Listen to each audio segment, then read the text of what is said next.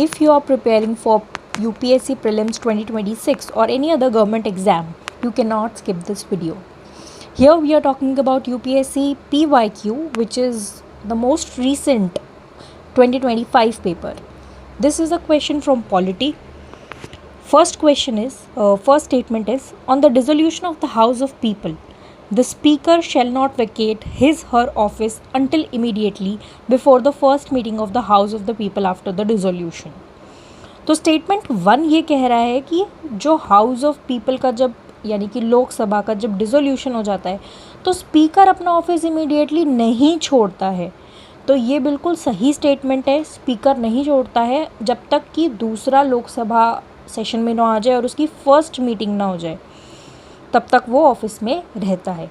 According to the provisions of the Constitution of India, a member of the House of People, on being elected as Speaker, shall resign from her political party immediately. तो ये कह रहे हैं कि constitution ये कहता है कि जो हाउस ऑफ पीपल यानी कि जो लोकसभा है, जब उसमें एक member as a speaker elect हो जाता है तो उसको अपनी पॉलिटिकल पार्टी से इमीडिएटली रिज़ाइन करना होता है.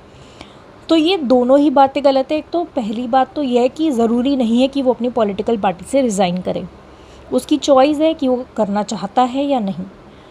और दूसरी बात ये कि ये कॉन्स्टिट्यूशन में नहीं गिवन है, ये कन्वेंशन है. जो पार्लियामेंट्री प्रोसीजर है उसका कन्वेंशन है, तो कॉन्स्टिट्यूशन में ये नहीं गिवन है. तो स्टेटमेंट 2 इनकरेक्ट हो जाता है. The speaker of the house of the people may be removed from his office by resolution of the house of people pass by majority of all the then members of the house provided that no resolution shall be moved unless at least 14 days notice has been given of the intention to move the resolution. तो ये statement बिल्कुल correct है. इसमें ये पूछा गया है कि स्पीकर जो है लोकसभा का, उसका रिमूवल कैसे होता है. तो कैसे होता है कि एक रेजोल्यूशन पास कराना पड़ता है हाउस ऑफ पीपल में. कैसे?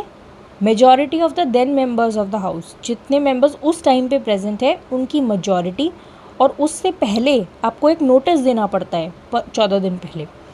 तो ये प्रोसेस के थ्रू आप स्पीकर को रिमूव कर सकते हैं. स्टेटमेंट 3 बिल्कुल ठीक है. तो 1 and 3 correct. That makes your option C as the correct answer.